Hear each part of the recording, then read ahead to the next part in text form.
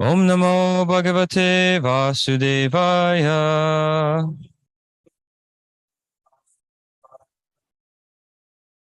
We're reading from Srimad Bhagavatam, Canto 2, Chapter 6, Text 36.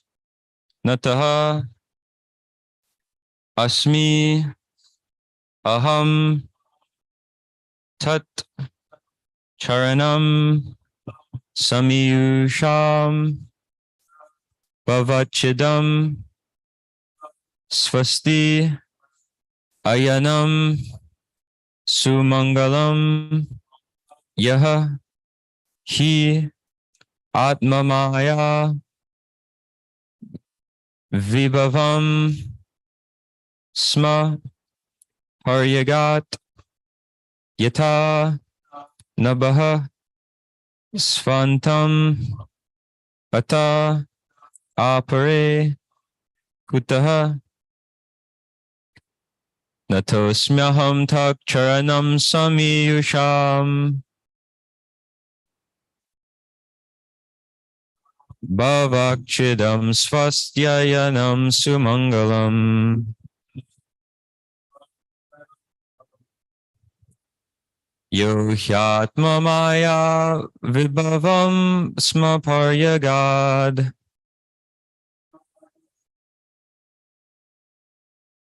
Yata Naba Svanta Atapade Kutaha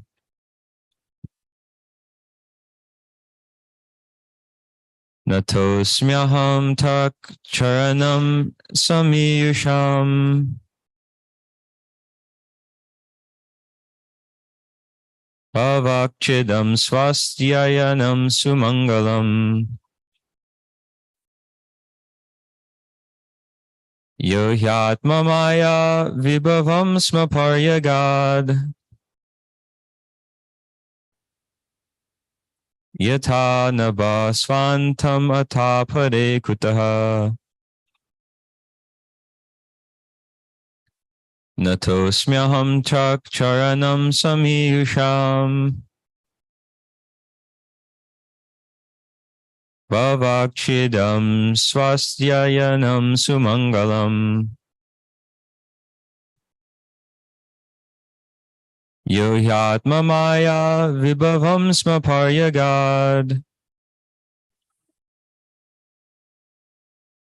Yata Naba Svanta Atapade Kutaha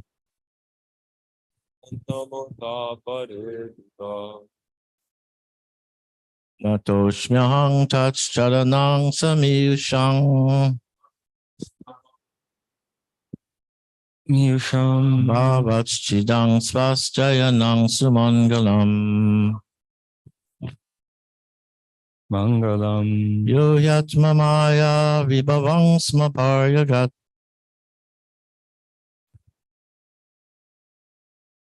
Yata Nabasvantam Atapare Kutaha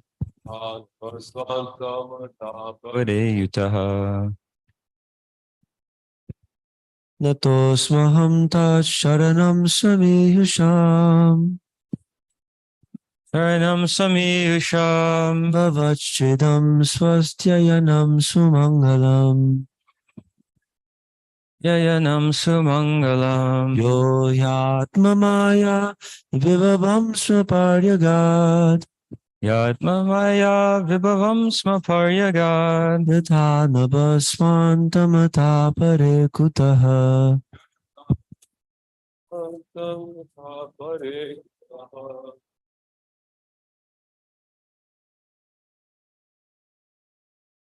Natosmyaham tatchalam samiyusham Yushad bhavachidam swastyanam samangalam yo yatmamaya vibhavam smaparyagat Yo Hyatma Maya Vibhavam Smaparyagad yatha nabhasvandam atapale kuta Yata nabasvanta atapare kutaha. Natosmyaham tat charanam samiyusham. Natosmyaham chakcharanam samiyusham. Bhavachchidam swasyayanam sumangalam. Bhavakchidam swastyayanam sumangalam. Yo hyatmamaya vibhavam smapayagad. Yo yatmamaya vibhavam smaparyagad. Yatanava swantam atapare kutaha. Yata nabasvantam atapare kutaha. Nataha. Let me offer my obeisances. Asmi, am. Aham, I. Tat, the Lord's. Charanam, feet. Samiyusham, of the surrendered soul. Bhavachidam, that which stops repetition of birth and death. Swasti ayanam, perception of all happiness. Sumangalam, all auspicious. Yaha, one who. He, exactly. Atmamaya, personal energies. Vibhavam, potency. Sma, certainly. Paryagat, cannot estimate. Yata, as much as. Nabaha, the sky. Svanantam, its own limit. Ata, therefore.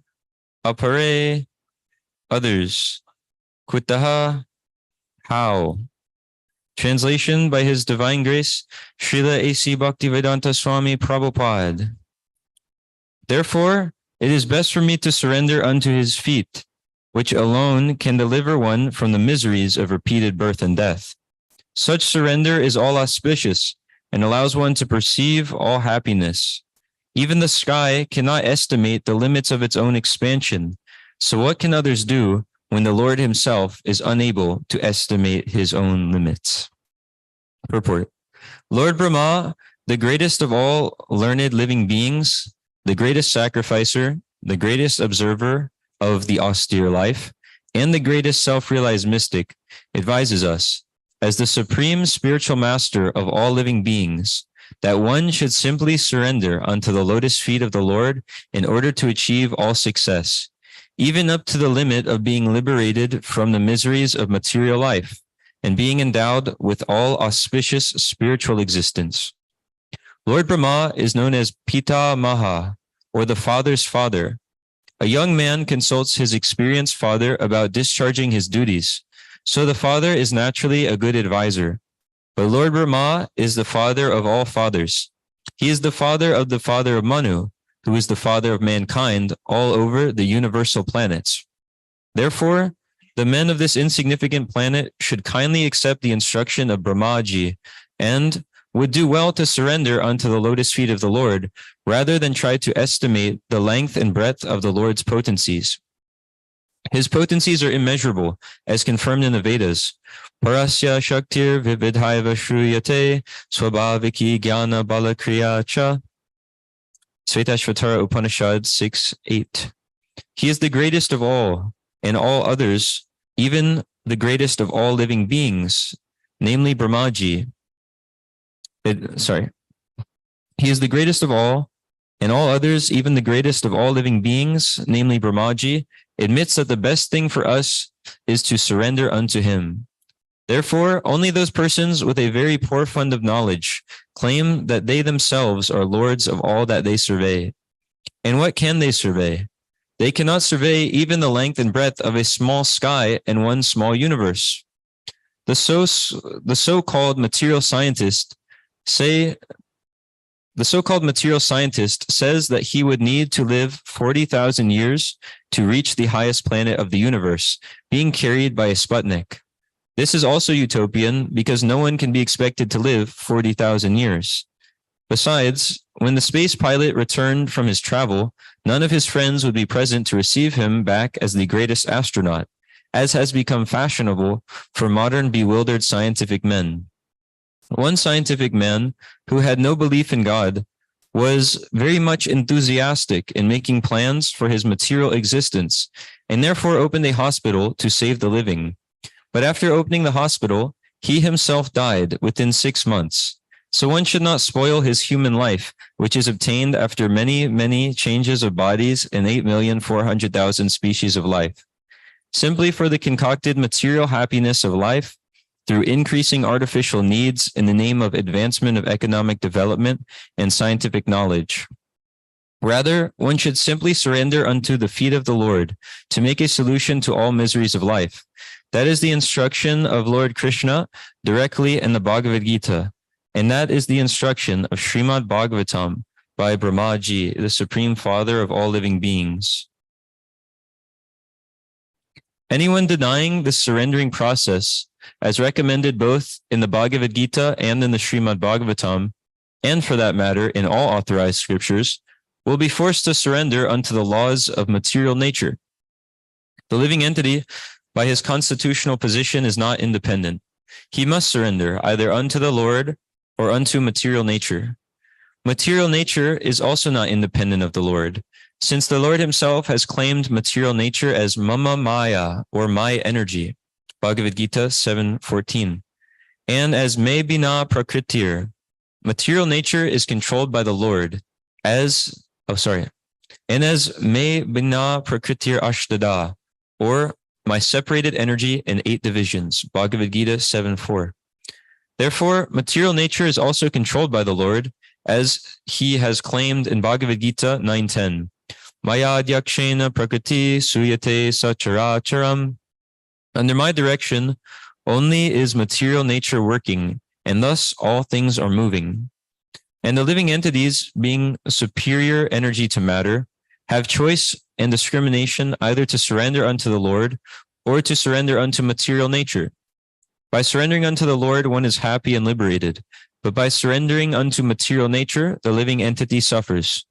So the end of all suffering means surrendering unto the Lord, because the surrendering process itself is bhava chidam, liberation from all material miseries, svastyayanam, perception of all happiness, and sumangalam, the source of everything auspicious. Therefore, liberty, happiness, and all good fortune can be attained only by surrendering unto the Lord, because he is full liberty, full happiness, and full auspiciousness. Such liberation and happiness are also unlimited, and they have been compared to the sky, although such liberation and happiness are infinitely greater than the sky. In our present position, we can simply understand the magnitude of greatness when it is compared to the sky. We fail to measure the sky, but the happiness and liberty obtained in association with the Lord are far greater than the sky.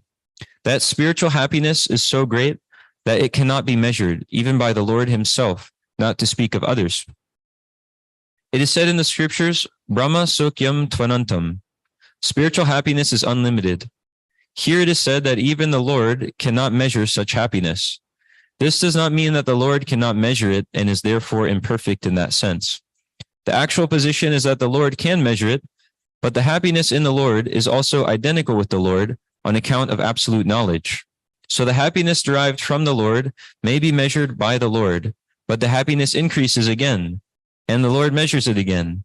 And then again, the happiness increases more and more, and the Lord measures it more and more. And as such, there is eternally a competition between increment and measurement, so much so that the competition is never stopped, but goes on unlimitedly ad infinitum.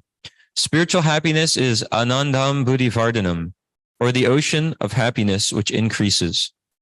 The material ocean is stagnant, but the spiritual ocean is dynamic. In the Chaitanya Charitamrita, Adi Lila, 4th chapter, Kaviraj Goswami has very nicely described this dynamic increment of the ocean of spiritual happiness in the transcendental person of Srimati Radharani, the pleasure potency of Lord Krishna. Om Agyana Tamarandasya Gyananjana Shalakaya Chakshurun militam yena tasmai Shri Gurave Namaha.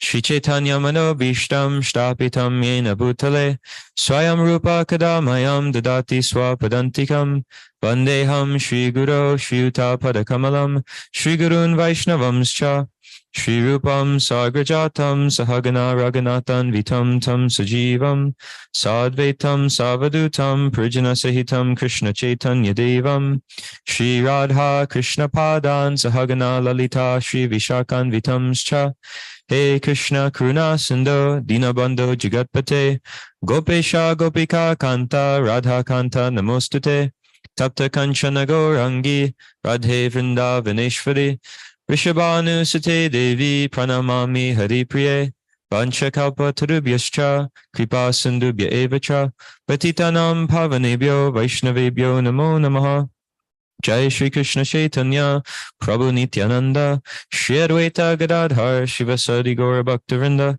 Hare Krishna Krishna Krishna Hare Hare Hare Rama Rama Rama Hare Hare Mukam Karoti Vachalam Pangum Langayate Girim Yat Kripa Tamaham Vande Shri Gurum Dinatarinam. So the translation, therefore it is best for me to surrender unto his feet, which alone can deliver one from the miseries of repeated birth and death. Such surrender is all auspicious and allows one to perceive all happiness. Even the sky cannot estimate the limits of its own expansion. So what can others do when the Lord himself is unable to estimate his own limits? So we're hearing from Brahma, and he's advising, being the topmost person in the universe, the creator of the whole universe, he is advising that everyone just surrender unto the Lord, because the Lord himself, he's not even able to know his own limits. So how are we going to try to limit the Lord through our own mental speculation, our own mind, and our own ideas, when he himself can't measure his own greatness? And Srila Prabhupada explains that even that idea doesn't limit the Lord. He can measure his greatness, but it's always getting better and better. And then he measures it higher and higher. And then it gets even better and better, and like this. So this is the nature of the Lord, and it's the nature of the service of the Lord. It's really rare, the opportunity to engage in Krishna's service, and there's nothing else like it in the world. All of the different yogic processes, they can give people some sort of achievement, but nothing at all compares to what can be obtained from devotional service to the Lord. Like we were hearing yesterday, that verse in the Bhagavad Gita was describing that there's three, or it was describing different sorts of people or different sorts of activities people do to achieve different things, such as the studying of the Vedas. From that you get knowledge. Some people want to do different yoga practices and get mystic powers. Some people want to perform auspicious charitable activities and get pious credits. All these different activities, but Bhakti Yoga is giving much, much more, because whatever is achieved in any of those, one gets all of that and more from performing devotional service. So there's no need for all of those other activities. And that's another reason why any activity besides an activity that leads to the devotional service of the Lord is described as it is a useless waste of time, because there's nothing to be gained from any materialistic activity or anything in this world. So that's why no matter how high the activity might seem in material life, whether it's opening hospitals or doing some so-called good acts, giving a lot of charity, or getting amazing mystic yoga powers to do all sorts of, make yourself smaller than the smallest, greater than the greatest, or getting all the knowledge in the world, PhD, other degrees, all the Vedic knowledge, they don't actually compare to the devotional service of the Lord, because that is what actually solves all of the problems of life. Yes? Yes, Maharaj?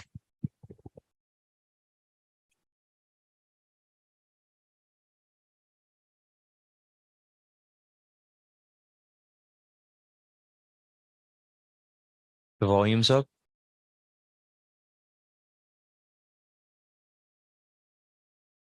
Maharaj, we're ready if you would like to make a comment.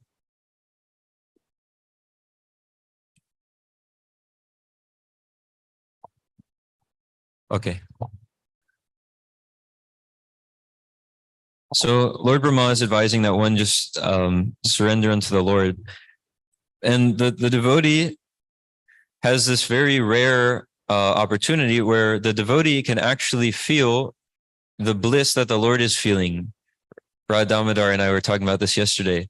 It's very strange, but the devotee of the Lord can, even though the individual soul is infinitesimal, he can feel the infinite bliss of the Lord.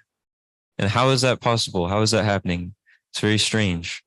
That's not available, and there's no other practice. So people do different yoga practices, and they can realize, okay, I'm the soul, and they can feel the bliss of the soul. They can feel some bliss, some knowledge, some eternality, but only the pure devotee of the Lord can actually, even though he is infinitesimal, feel the infinite bliss of the Lord. So how does that happen? We were discussing it yesterday. You'll see in the Bhagavad Gita, Krishna explains that one who surrenders unto him attains his nature. So to give a really practical example, like when someone goes to the movie theater and they're watching the movie, they're seeing all sorts of things happening to the main character. And for those 2 or 3 hours, they're identifying with that main character. So they're feeling the things he's feeling. Something bad happens to him and they're feeling sad. Some triumphant thing starts to happen and they're feeling like, yeah, I'm the man. And then he wins and they're feeling great. And they forget about all of it after the movie. But while they're there identifying with the character, they're feeling the things he's feeling. So similarly, we went through a few different verses in the Gita, but I remember one specific purport we were looking at was in chapter 5, text 13. You'll see in the purport, Srila Prabhupada explains that by the devotees identifying with the Lord, he gains attachment to the Lord. So because the devotee identifies with the Lord, he feels the things that the Lord feels. Like when we hear a pure devotee, when they hear the pastimes of the Lord, such as in Vrindavan, and Krishna's leaving Vrindavan, and all the cowherd people are sad and depressed and distressed, then the devotee is feeling sad. And then when Krishna is returning to Vrindavan and they're all very happy, the devotee is feeling happy. And like this, because of because of identifying with the Supreme Personality of Godhead, the devotee, and only the devotee, can actually experience the bliss of the Lord, the unlimited bliss of the Lord, the feelings that the Lord is feeling, because his identification with the Lord and his attachment to the Lord makes it so that he can actually feel the things that the Lord is feeling. There's no other yogi or any other type of person can attain. So, and like Maharaj was saying yesterday, the devotee, Krishna becomes, in one sense, sold out to the devotee. So it's a very high position. So we can see by actually engaging in the Lord's service, purely, the devotee, he attains the same nature as the Lord. The Lord is always unlimited, and the Jiva soul is always infinitesimal, but he attains the same nature. So Krishna, he is Sat Chit Ananda. He's eternal, full of bliss and knowledge. When one fully surrenders to the Lord, he also becomes back in that original position of eternal, full of bliss and full of knowledge. The difference is that the living entities are all fully dependent on the Lord, where the Lord is fully independent. There's no one or anything above the Lord. As he says in the Bhagavad Gita, there's nothing superior to me.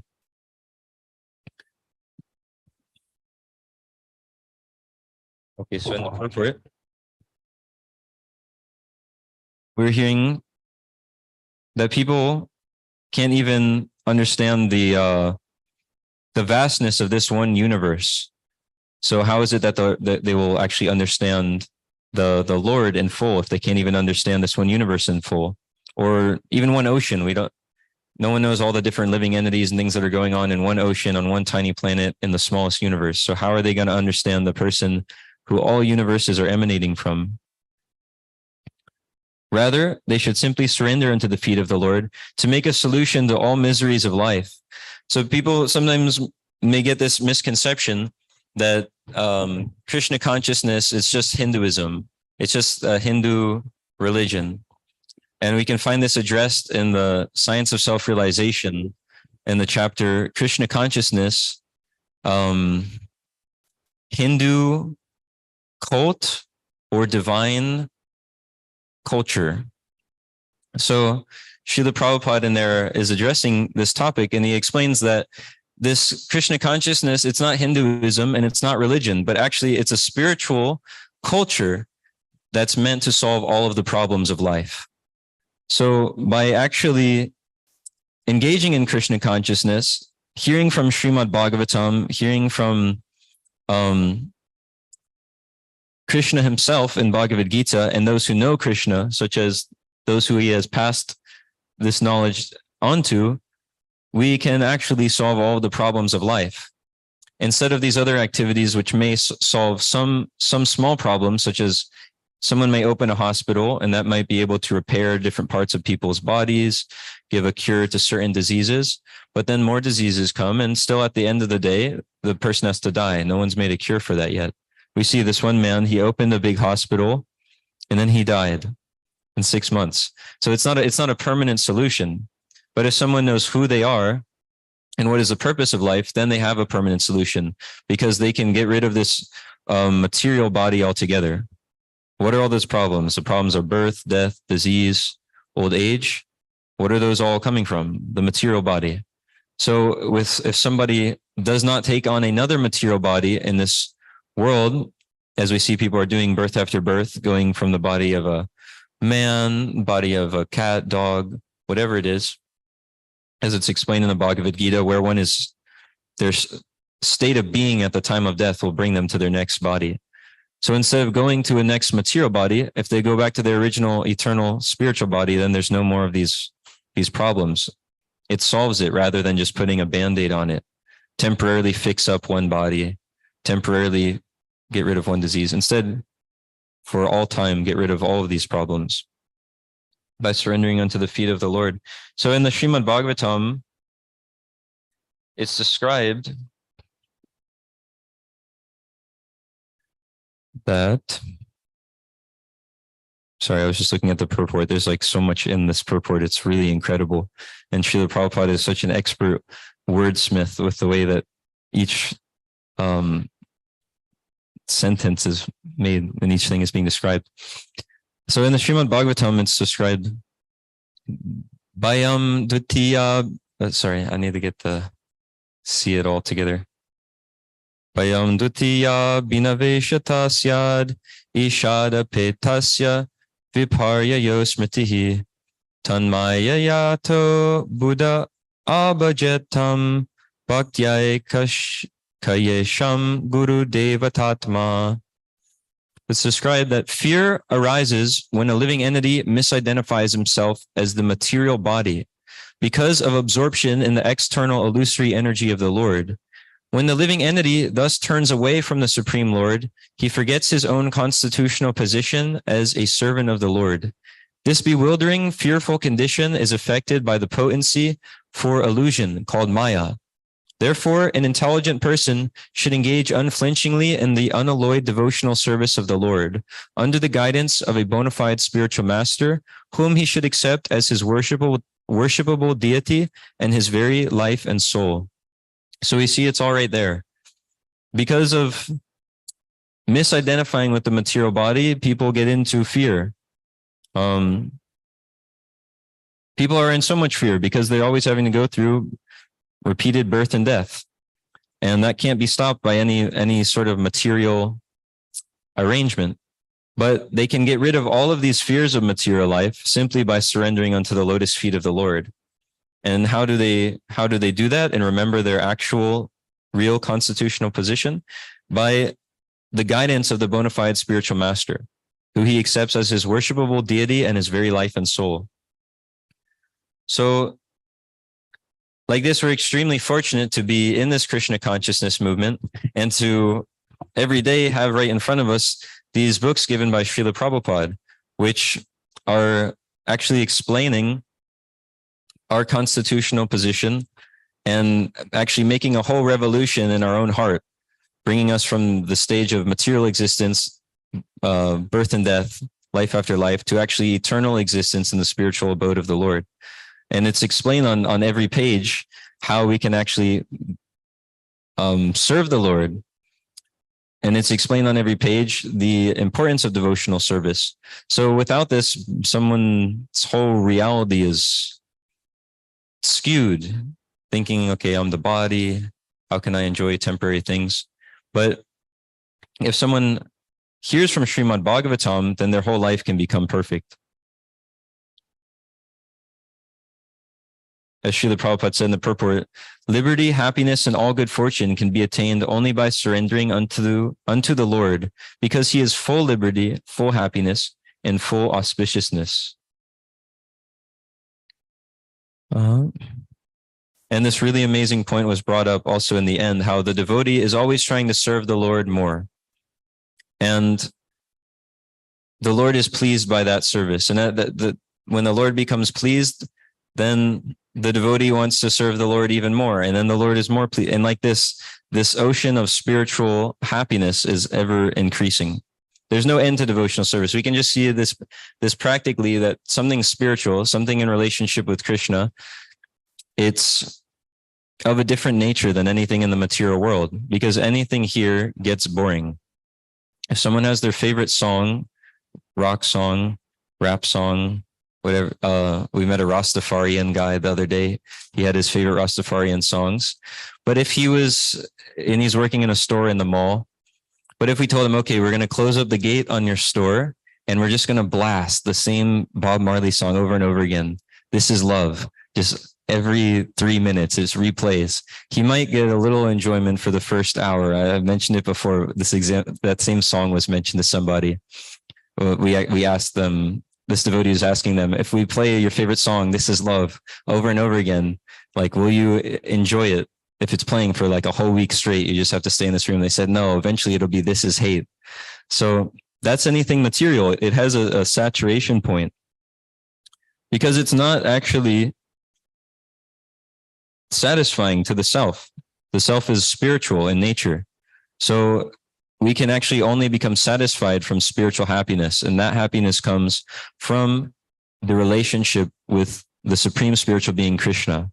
By engaging in Krishna's service, and even by hearing about Krishna, we can see there's so much benefit. Usually people wake up every day rolling out of bed like as the sun is coming up, and there's so much stress. Okay, how am I gonna get through the day at work? How am I gonna make enough money at work to pay the bill? What if somebody steals this? What if someone breaks into my house? How am I going to make sure things are defended?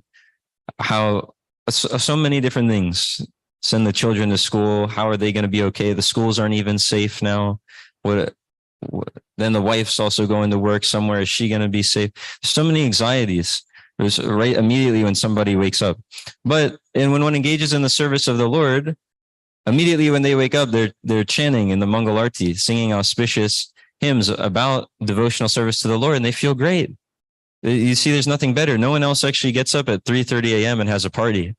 But people who are endeavoring to please Krishna, we can see they're actually happy. They immediately first thing in the morning, they get up and they're serving the Lord, and it's blissful. They're dancing, they're jumping, they're singing, and then they're hearing knowledge that actually, as we just heard, frees everyone from all fear, because that fear only arises from misidentifying with the body. But every page Bhagavatam is telling us we're not the body. So the Srimad Bhagavatam is so amazing. And I'll just read one more verse from it, and then we can wrap it up. This is the second verse in the Srimad Bhagavatam. Dharma projita kaitavotra paramo nirmatsaranam satam. Vedyam vastavam atra vastu shivadam tapa trayon mulanam. Srimad Bhagavate Mahamuni Krite Kim Va Parer Ishvaraha Sadyo Hridya Varudayate Tra Kriti Bi Shushrubis Tat Shanat. I need to practice this one and remember it because it's extremely amazing. Translation: completely rejecting all religious activities which are materially motivated. This Bhagavat Purana propounds the highest truth, which is understandable by those devotees who are fully pure in heart. The highest truth is reality distinguished from illusion for the welfare of all. Such truth uproots the threefold miseries. This beautiful Bhagavatam, compiled by the great sage Vyasadeva in his maturity, is sufficient in itself for God realization. What is the need of any other scripture? As soon as one attentively and submissively hears the message of Srimad Bhagavatam, by this culture of knowledge, the Supreme Lord is established within his heart. So everyone is feeling the miseries of material life due to forgetfulness of the Lord and misidentification with the body. But just by receiving the Srimad Bhagavatam, accepting the Bhagavatam, and hearing from the Bhagavatam, all of those miseries are removed. So we can go on every day taking advantage of this amazing opportunity to hear from the Bhagavatam and then also giving it to others. And people are actually very eager to take the Srimad Bhagavatam today.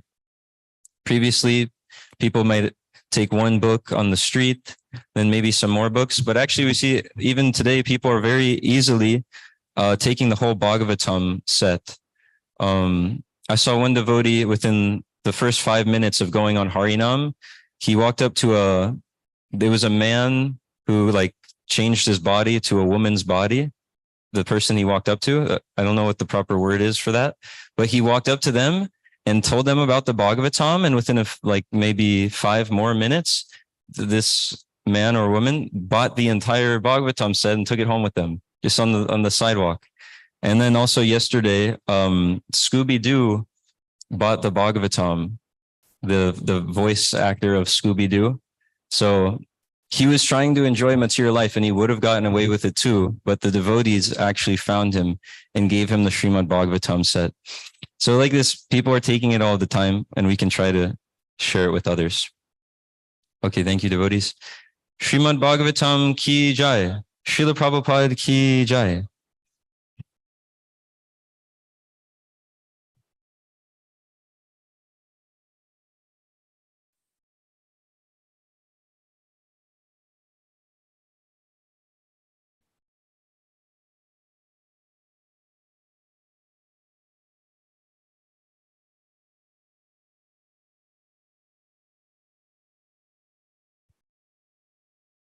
There's news that there may be a Tarzan actor as well. Tarzan also.